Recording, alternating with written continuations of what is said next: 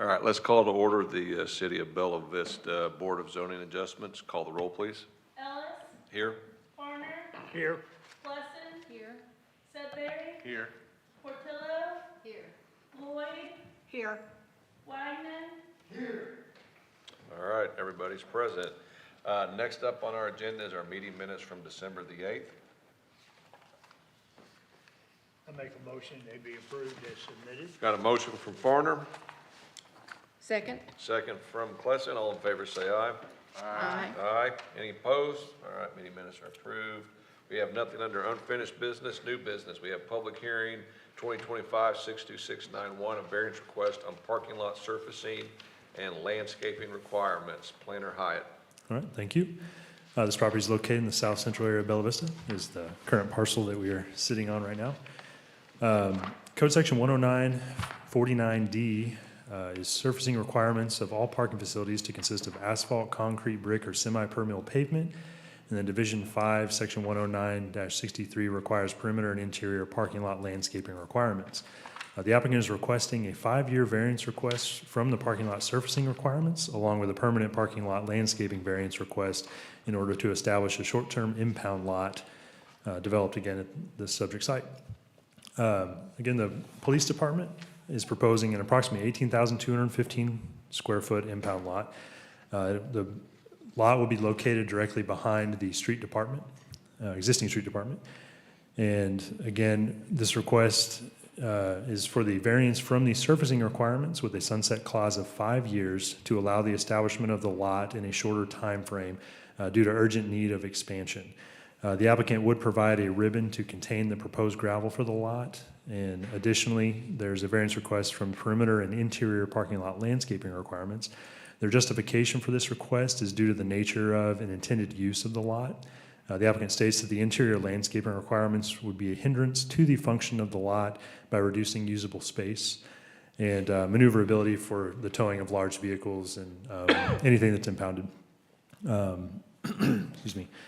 Long trailers, etc. But this lot is fully screened from view currently as it sits behind the current development of the street department, and a berm and forested area shields the lot from the residential, or would shield the proposed lot from the residential subdivision located east of the site.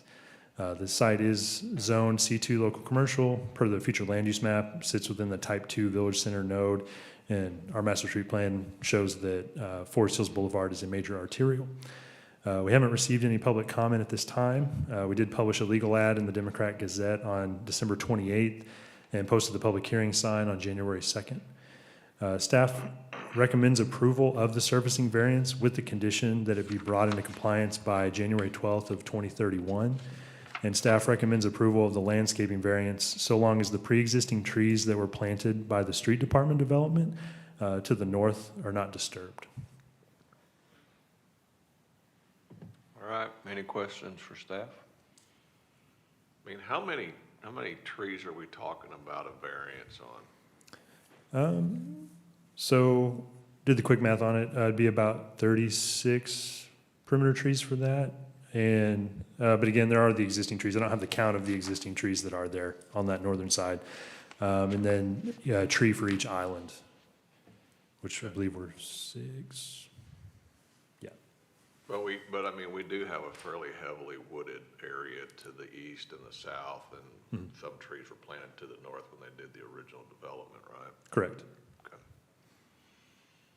All right. Any other questions for staff? Yes, ma'am. On the overhead shot, it showed an area that's red dirt. Is that the area we're talking about? It would expand off of that area back further east of it. Where is it on there? Well, is that red dirt area currently not in compliance? This is, so you've got that gray building there in the back with the little red thing sticking out of it. And I think it's that existing gravel lot is what we're looking at. If I believe the reading red, this site yeah, plan correctly. the red dirt area, I believe, is just where the street department traffic goes through, but yeah, It east looks- of that building. It looks to me like it's an existing gravel lot already, quite frankly. Well, it looks like it's an existing dirt lot. No, it's gray, so it's probably gravel, right? Oh, I'm looking at the red. The red right here? The red dirt is just erosion and common, just disturbance from it never being stabilized in that piece Okay. of ground. This is, according to the plan, this is what we're talking about. Yes, that is what's Correct. being expanded to the okay. It's an east. existing gravel parking lot. Oh, in the back. Yep. Okay, I'm sorry, I was looking at the red. So all that green you see will no longer be green, it will be gravel. We're expanding onto that existing gravel parking lot. Okay. Thank you. Any other questions for staff? If not, will the applicant come up and state your name and address for the record, and we'll give you up to 15 minutes to add anything onto the staff report if you'd like to. Good evening. John Stanley, CEI Engineering, 2600 Northeast 11th Street, Bentonville, 72712.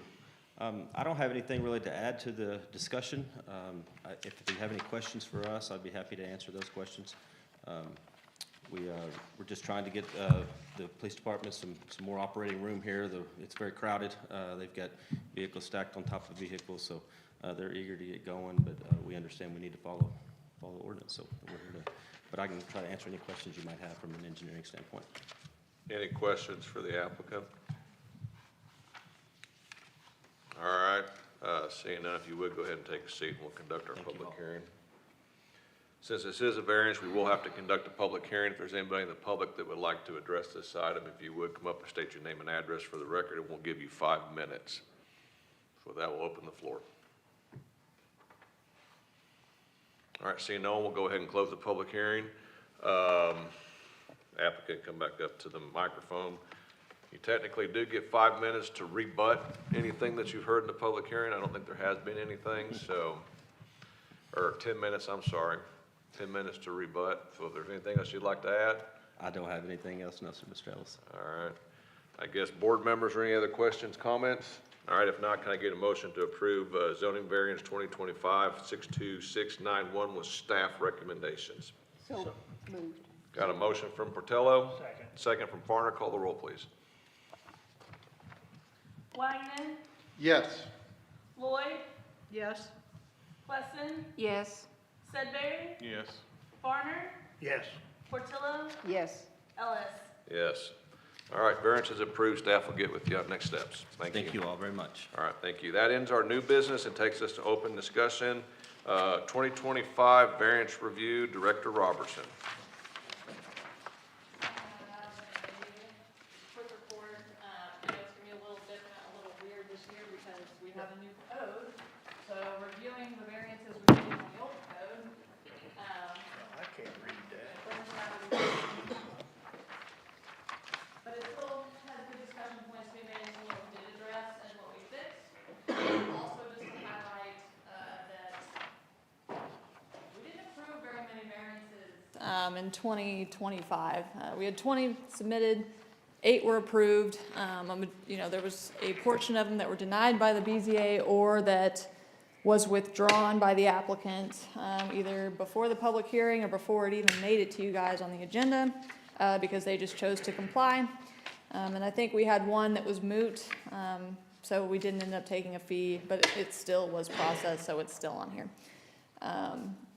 Looking at the types that we had 3 landscaping variances, 1 servicing, 1 bike parking. We had 8 building setbacks, and only 3 of those were approved. We had 3 fence heights, 1 signage, 1 non-residential structure size variance, as in a garage being more than 720 square feet on the same lot or over 1,200 square feet on the adjacent. We had an accessory structure setback 1 and then 1 chicken coop. But chicken coop placement. So with that, really the majority or the most that we had was building setbacks. And since you guys only approved 3 of those, there's not really any need to look any further into them. Our setbacks didn't change very much for the residential zone, and that's where the primary variances were. So you guys made a statement that there really needed to be a hardship for those with only approving 3 out of 8. So I don't think there's anything to do at that time. Other than that, the others were minuscule in terms of what was approved, let alone even applied for. So if anyone has any questions about the 2025 variances, I know it's a lot to kind of chew on as I'm just saying it to It's you. really not a lot because we denied more than 50% of them, Yep. which I think is the way it should be. It's typically, best practice variances should be very difficult to have. If you guys don't have any questions or any discussion, that's all I've got for you. Just wanted to report on our variances that we had last year. Thank you for the summary. It's very Yep. helpful. Thank you. All righty, with that, we'll go ahead and adjourn our Board of Zoning Adjustment meeting, and we'll move into our Planning Commission meeting.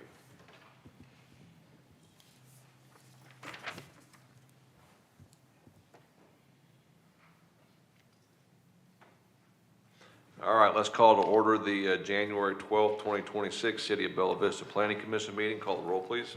Ellis, Here. Farner, Here. Plesson, Here. Sudbury, Here. Portillo, Here. Wagner, Here. Lloyd. Here. All right, we do have a quorum. Next on our agenda is our meeting minutes from December the 8th.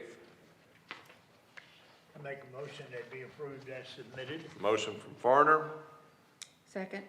second from Klesson. All in favor, say aye. Aye. Opposed? All right, meeting minutes are approved. Next up, we have our public input session. Is there anybody in the audience that would like to address the commission for any non-published item?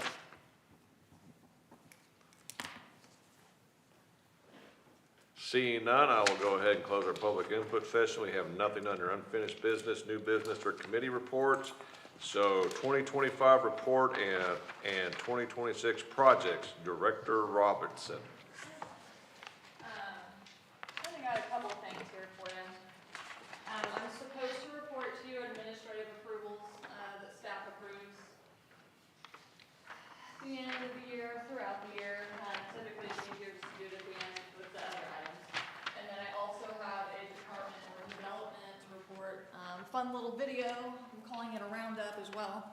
But we'll do the required stuff first. So I'm required to tell you that we had 10 administrative approvals in 2025. 8 of those are cell towers swaps, so anytime equipment needs upgraded, AT&T, Verizon, et cetera, needs to fix their equipment, so they need to swap antennas out or swap the generators out to make sure that they're not adding height to the antenna, they're not expanding the GFA. They have to get a site approval or large-scale approval from staff. So we had 8 of those. 2 of them were actual site permits. One of them is from Tanyard, the Tanyard development that you guys approved. Later came back to us and said, we want to extend the sidewalk to get people from the sidewalk we made them put in to the parking lot. And so that was a small site work. It was small enough to be considered under the old code through administrative authority. And then that work hasn't started yet. I think POA is still waiting on a contractor to select before they actually break ground on that project, but it is through planning, and it's waiting on them to put their BMPs in to actually start work and break ground. The other site work that we approved administratively was for 160 Oldham. In that old metal building, it's been many, many things over the years, but they are currently working on putting a gym in there. And so due to the change of use, some small site work items were required as to bringing the parking lot and access management or the driveway into compliance.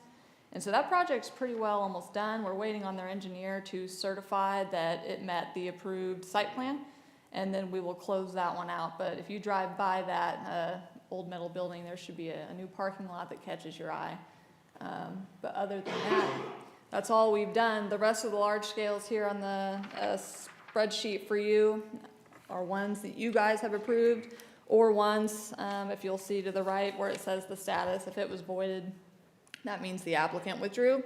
So the POA water department tank, that was withdrawn, for example. I think they ended up waiting until after the state law went into effect, and it was our planning area, so we don't have any jurisdiction over it. So that project won't be coming to you guys anytime soon. If it has the word admin next to it, that means that was an administrative approval. If it does not have one, that means you guys approved it, or it never made it to you because it was withdrawn. So you'll have the status on there. Any questions about administrative approvals? None? Crickets? Sweet.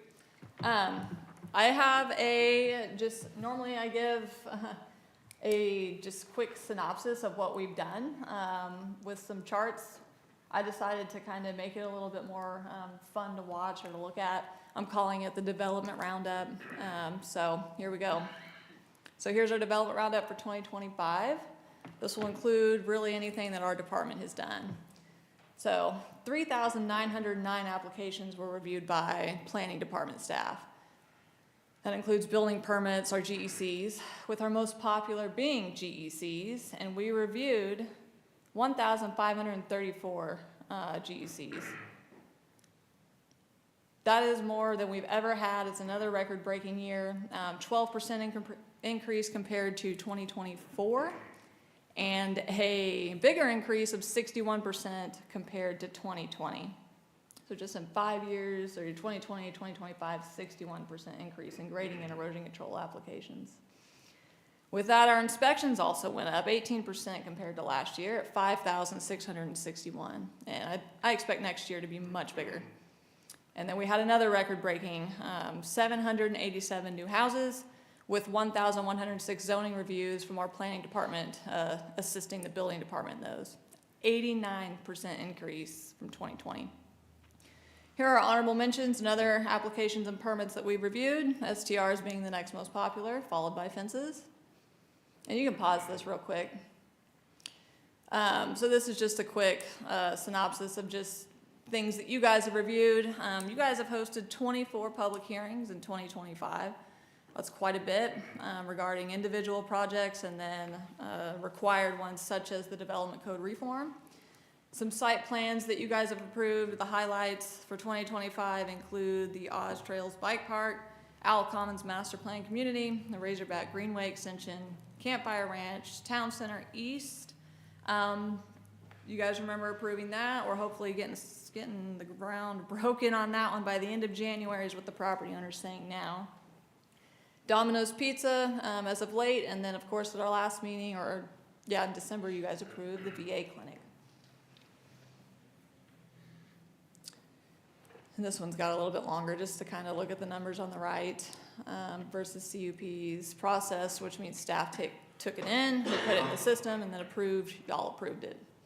Other notable department projects we did in 2025, built and published the city's first ever GIS database that we will continue to build, and then 4 grants for 2 large projects that will be coming to you guys hopefully in this year or the next year.